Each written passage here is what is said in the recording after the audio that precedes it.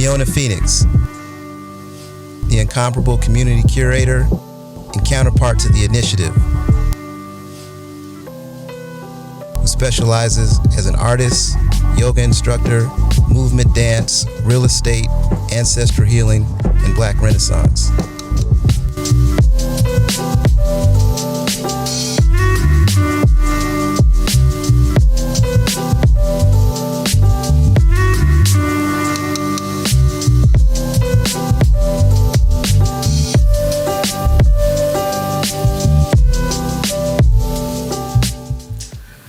Fiona, being that you are an integral part of this creation we call The People That I Know, I feel like it's necessary for our audience to be taken back to the inception of everything. December 2021, I was writing down some intentions, and one of them was to have a podcast. I had no idea how to go about that. I had no equipment, nothing. But the power of intentions I believe in heavily, so I figured it'll happen somehow, some way.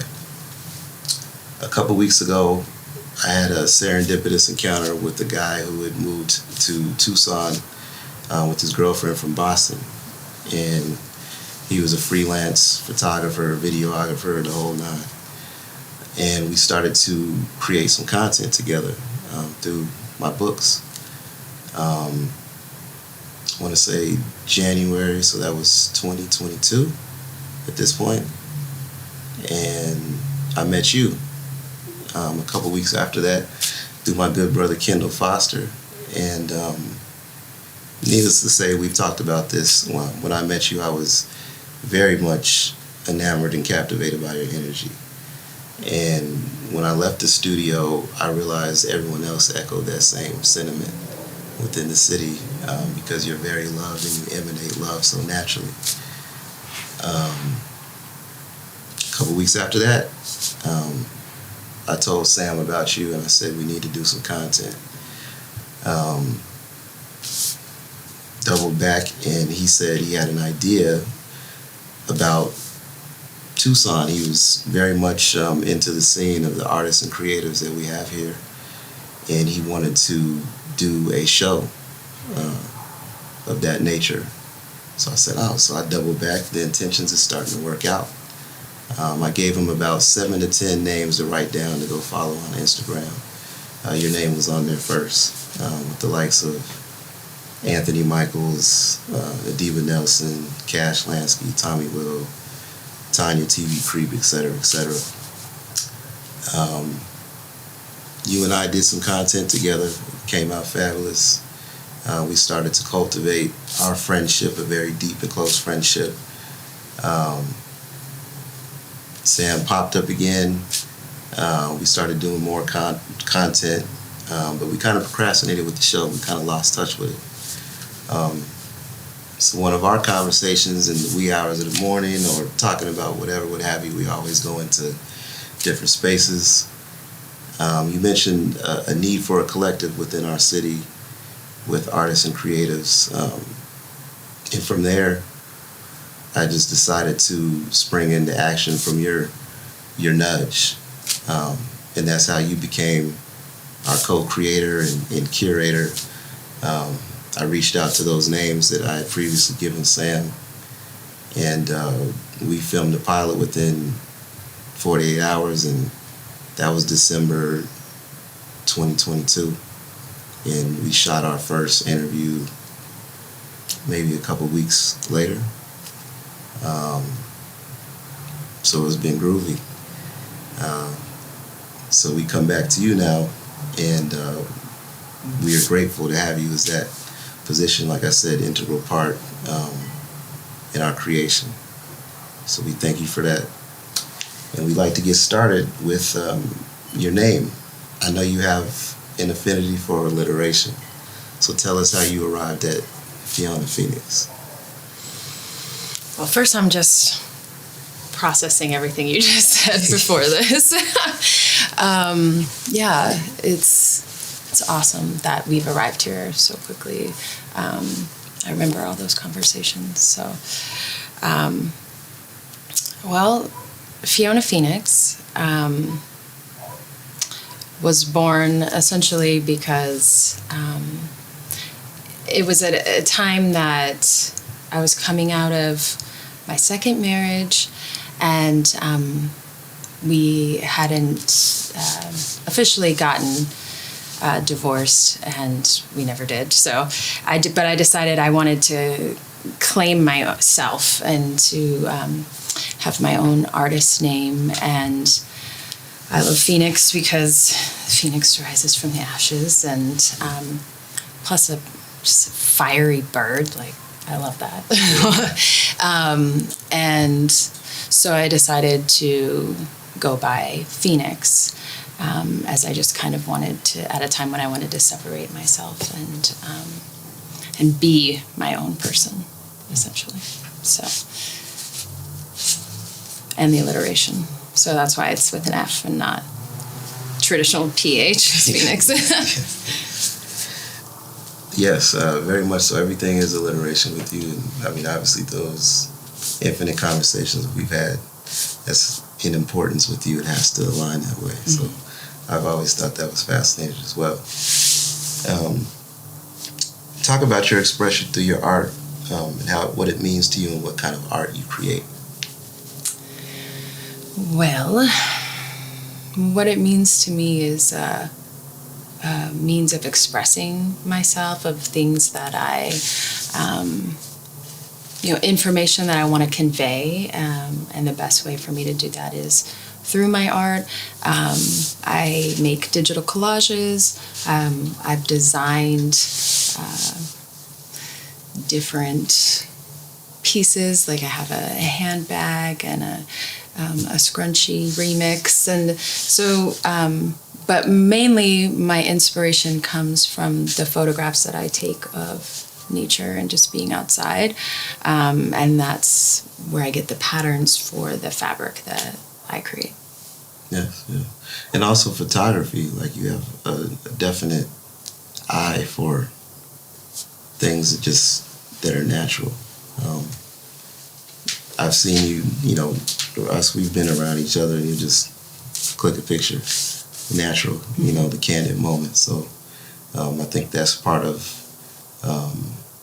your genius that really shines through in those moments. Thank you. Yeah, I love taking photos. It's beautiful to capture memories like that. Mm-hmm. Yeah, you definitely have a collection with you, a force that you carry that brings all of these people and the city and the community with you. So, and that goes back to, the love that you receive. Everybody sees you as this, not only a curator, but a caretaker of what we all love and are involved in. So I'm the mama around here. Yeah. I've been trying to take care of everybody. Very steeped in the feminine. Because as we've talked about, I'll be wilding out in the masculine, and it took you to say, hey man, you're really deep in your masculine. So it calmed me and soothed me and put that balance in me. So appreciate that as well. You said that you enjoy teaching yoga and movement, getting fulfillment from the energy exchange through the private sessions you offer. Can you expound on that? Yeah, I just love to, I guess, help guide people through the process of becoming embodied and just feeling good in their bodies. And that's really important to me. And the pleasure portion of that, of just experiencing the breath and movement, I just enjoy bringing that to people's awareness and saying, hey, you can move any way you want, try this or try that. And so it's, for me, what I enjoy most about the sessions is it's much less structure, and it's focused on giving people the space and the opportunity to see what wants to come out of them, what movement wants to come from their own spirit. And that's something I also see that you easily partake in, just your being of living, whether it's online with your movement medicine, how you just be in the middle of a sidewalk or the street or around amongst friends and dancing and moving. It's always kinetic with you. Flow is important to you. How things just flow and manifest freely. So those things are very influential with you, and I see how you interact with other people. Talk about your experience with real estate. Well, I guess that started when I was 19. I started the real estate license classes, and I was going after work, and I worked at a property management company, and then I found out I was pregnant, and I was just so tired, and The real I estate. couldn't. Yeah, real life happened, and I decided, well, I can't focus on this right now. So I stopped taking the classes, and then actually right before the pandemic, it just came back around that I had been thinking about it for a while, and I wanted to, go ahead and get my license. And so I took the classes at Hogan, and right before the pandemic, and then pandemic hit, and I didn't take my test for like 6 months. And when I took my test, passed it, got my license, and I already had my first client. And that was a really great experience to have my first listing. After post-pandemic, and then I've had another client since then, and they keep kind of coming in, and I'm doing it really more organically because I'm not gonna buy into this hustle capitalist culture anymore. I'm just gonna do everything with ease and flow, and that's my intention. So, but I do love real estate. For me, it's not just about helping people find a home, because that's important, and I think it's a beautiful thing, but I also really geek out on the history of real estate and the redlining and things of that nature, that the way that housing has shaped our culture and our communities. And so that's the main reason that I love real estate. And so for me, it's less about just finding clients and more about finding people who are aligned with what my visions are, because my intention with selling real estate, because I really have a hard time with people owning property, because it's just land and we're all here inhabitants of the earth. But at the same time, I do realize that's the structure of the system right now. And so in coming into alignment with that, it's like I really want to work with people who have the understanding that the work doesn't stop. So wherever you go on this planet, there is work to do. And so if someone's going to come here and buy a property here and buy a home here and invest in this community, they have to realize what the work is. I mean, we have water work to do. We have environmental work to do. I mean, there's all kinds of planetary problems that we're going to have to deal with. So wherever you go, there you are. So it doesn't really matter where you move, because I just listened to a report the other day about, climate change and how that's affecting all of our communities, and what's that going to look like in 20 years. My mindset is definitely future oriented. I'm raising the next generation already. Like, I'm not waiting for them to arrive. They are here, and I'm looking at them on a daily basis. So real estate, it's important, and owning property in a community really allows people to invest into the community and to become, active participants in what's going on, and you have that, the ability to create generational wealth. Absolutely. It's an important thing. So I want to see more people digging into it for that reason, but understanding that there is still work to do. So you might buy this beautiful, 3-bedroom home with a pool and all of this, and okay, now you're real comfortable, but don't forget, we still have houseless folks. We still have, polluted rivers and things. So we still have work to do. Yeah, and I think, what we all, as a human race, get it twisted as far as we believe like we are the stewards of the planet when really the planet is a steward of us. The planet thrives without us.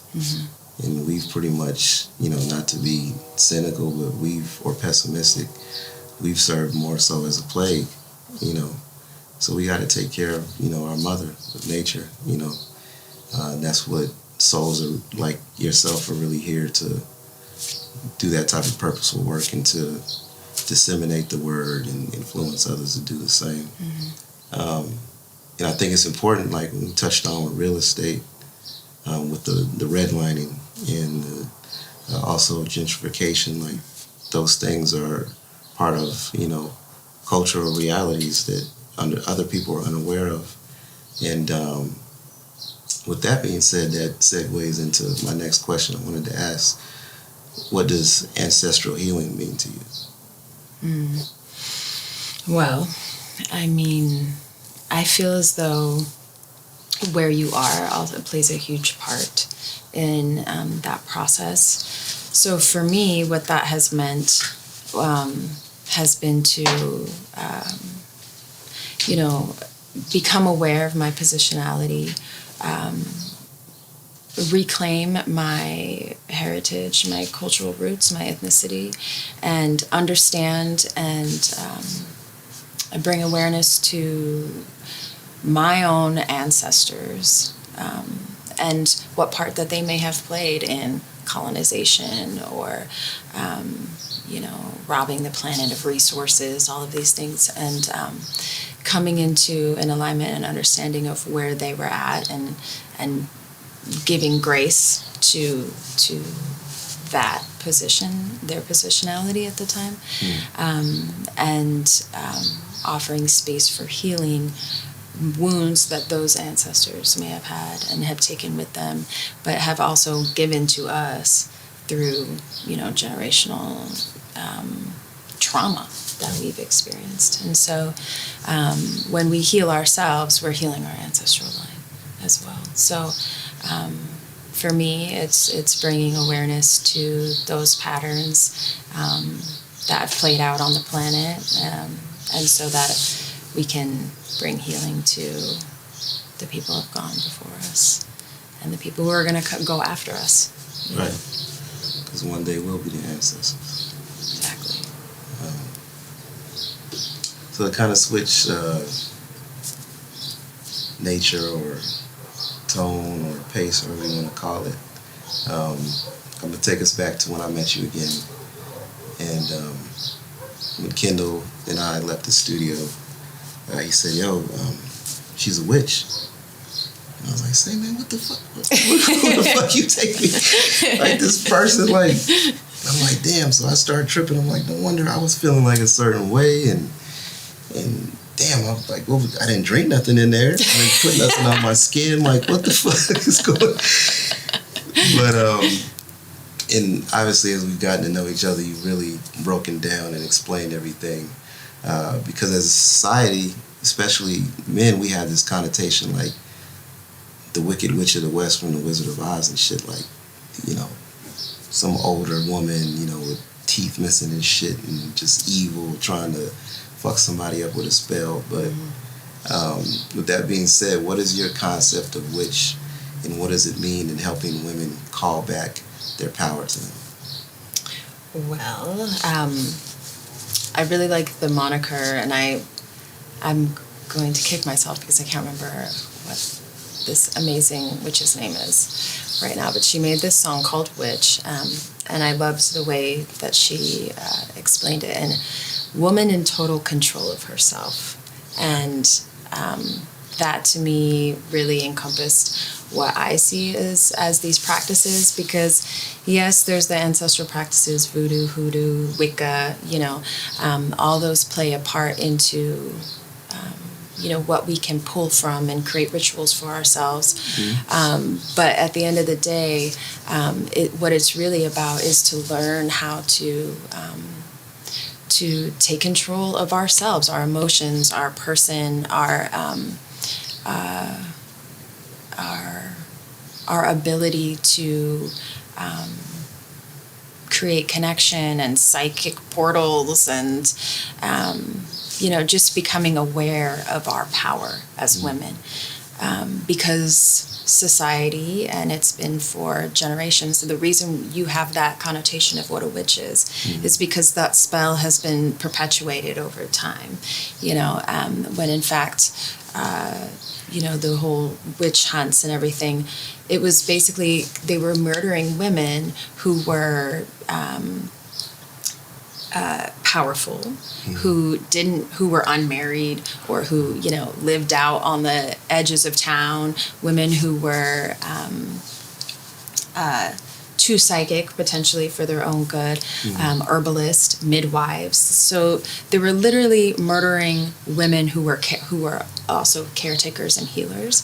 And so we have this like giant gap in our history of women being subjugated and afraid to own their power and to be in their bodies, and to own their sexuality, their sensuality, their ability to create life, all of these things that are so important. Our blood, our menstrual cycle, like we are not told how powerful we are. And so for me, witchcraft has been a way to dive into coming to an understanding and awareness of the power that I do wield just by being a woman, just by being in this body, and paying homage and honor to that reality, and giving space for myself to create new patterns and new rituals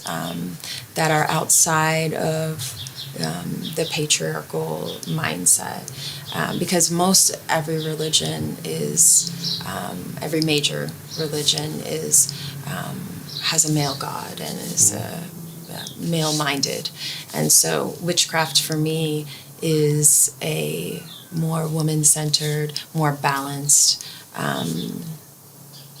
energy and spirituality. Yeah, and a lot of the ills of patriarchy are still perpetuated today. Exactly. Women being slain in certain countries, and here, I mean, it's not so different here. Also, like you said, like the spells that were cast, like more so by the men, from religiosity to other things. A lot of people are unaware of, like when you say spelling, it's casting a spell through words. So whomever the artist, is that you're speaking of, I think that it's interesting, it's pretty cool that they took an acronym, in the spelling, women in total control of themselves, which, so it's like reversing the spell. Exactly. Yeah. And I just remembered her name, Devin Cole, I believe. Shouts out. Yeah, amazing. I love that song, and it's a vibe.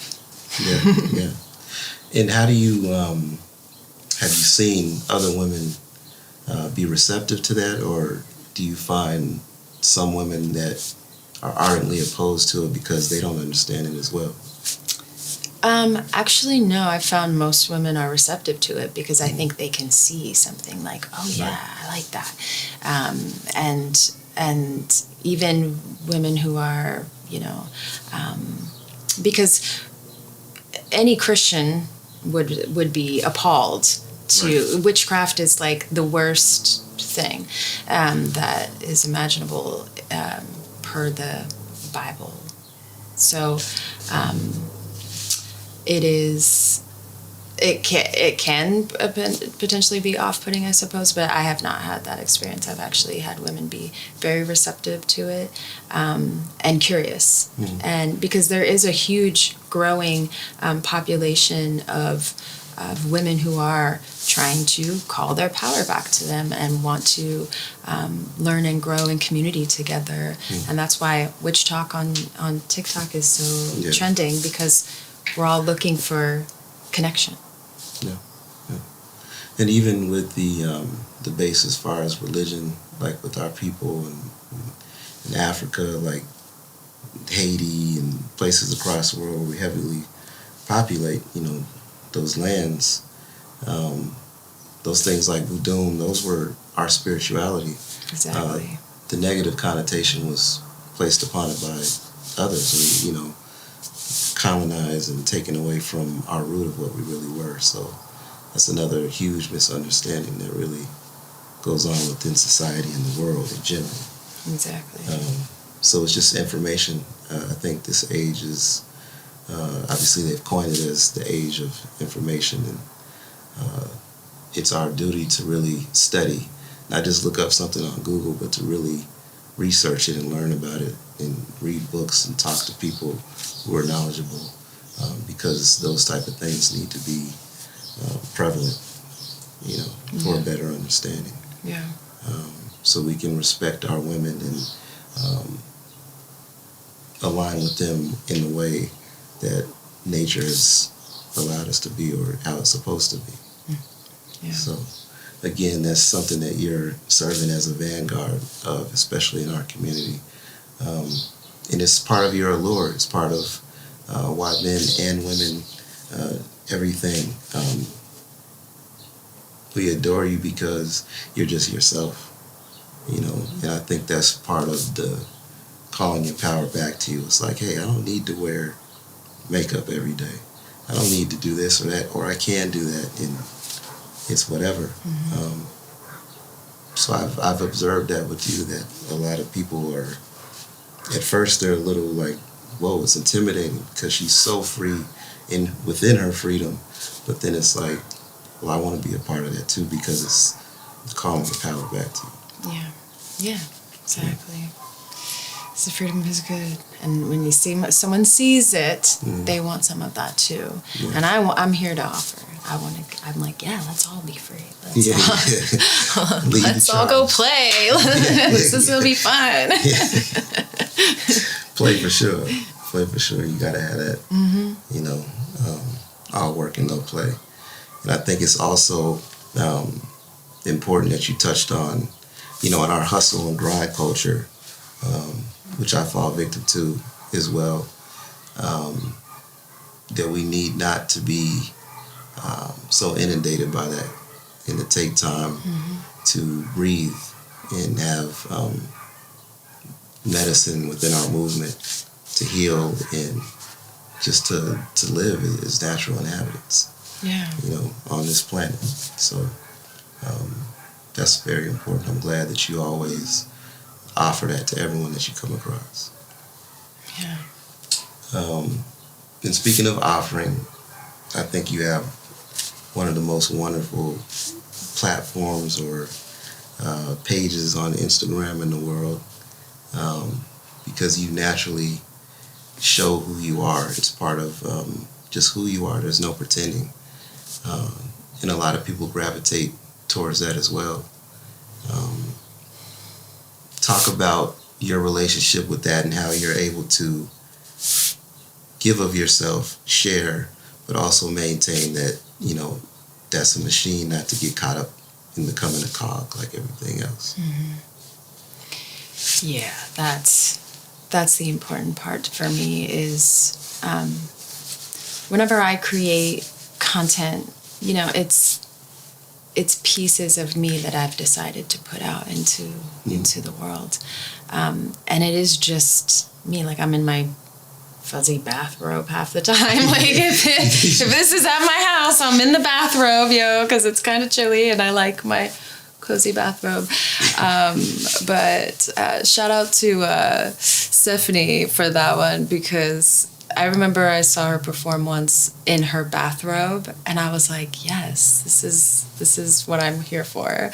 Yeah. And yours looks like you can walk through a blizzard to get the mail or rescue somebody. Yeah, it's very cozy. Yeah, it's very warm. I might need to borrow that sometime to get that buzz on. Yes. This is a pretty much Walmart bathrobe, so anybody can have it. Be the most clutch ones. Yes, and that's the thing is to just. I mean, we're only here once in the bodies that we're in. Like, why not just experience it fully and just be ourselves? You know, and I think that's what I want to offer people in the content that I share, is to just say, hey, you're cool. Like, be yourself. And even if that's weird dancing on the street corner, even if that's, you know, crying in your bedroom, if that's walking your dog, whatever it is, you know, we're all just here learning and growing and being human together. Yeah. And that's so exciting. There's so many amazing opportunities to be human. It's crazy. Yeah. So that's what I love to share. And I love to talk about being outside and being in nature, because what else is there? This earth is all we've got. This is our home. And so the more that we are able to be outside, observing it, soaking up the sun, the vitamin D, the better that we are going to feel. Yeah. You know? Yeah. So, you know, I was diagnosed with PTSD and major depression. And so for me, that going outside and being in the sun, it's literal medicine. So I just wanted to share with other people so that they know, like, they have an opportunity to be able to experience that. And then it does feel good, you know, reminding them that it feels good. Because I think we can get caught up in sitting in our office. I mean, I haven't always been this free. Like, I'm going to tell y'all right now. I used to work in my little office and be inside all day long. So I know what it's like to do that life and to be there. And so I think I use my platform as an opportunity to remind people of play, of the planet, and of the possibilities that exist. You know, a little magic ain't never hurt nobody. Yeah. And I think part of your magic is the secret that you carry, and that you bask in your own repertoire of uniqueness. It's like, hey, I'm offering me. And this isn't a carbon copy. I'm not trying to be anyone else. This is just me. And I think that's where you're head and shoulders, not to get into like a competition or ego thing, but you distinguish yourself in that manner. And that's why people are about you, you know. And with that, as a grassroots merchant who does hand-to-hand transaction and pop-up events, how do you plan on transitioning into the online, like an entrepreneurial approach with access through a website and social media platforms?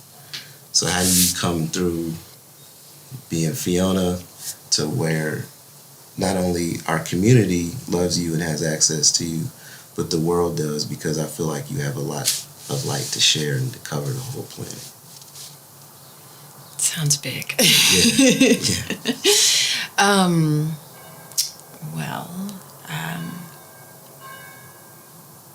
Church bells. Impeccable. Yeah. Let's see. Well, I'll be sharing my yoga classes online, and offering space for people to have these private sessions in the comfort of their own homes, and to be able to tune in, and also creating a community of like-minded individuals is really important to me, because like I said, the work is never ending. So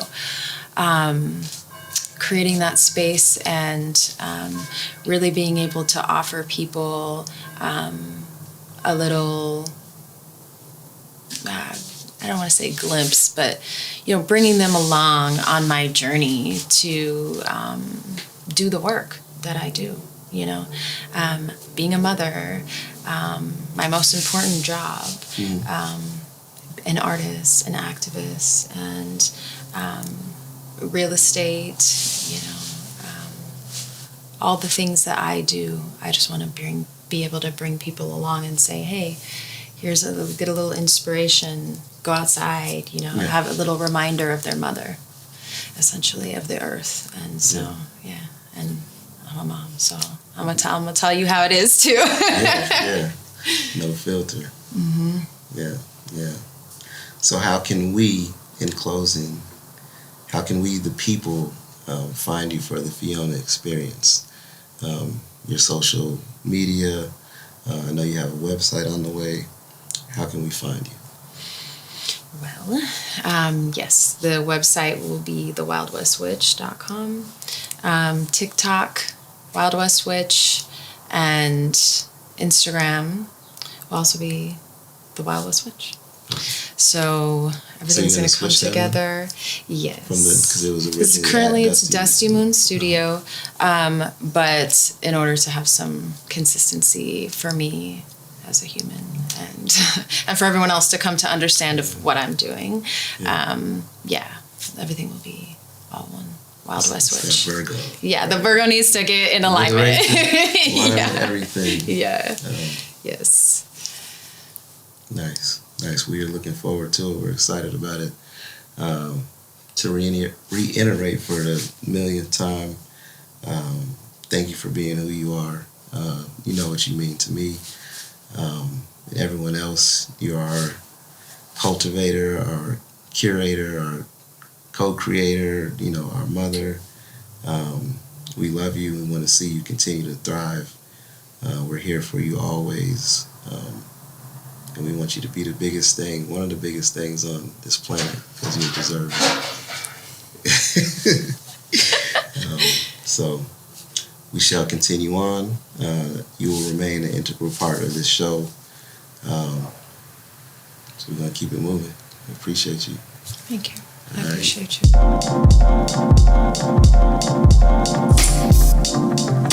you.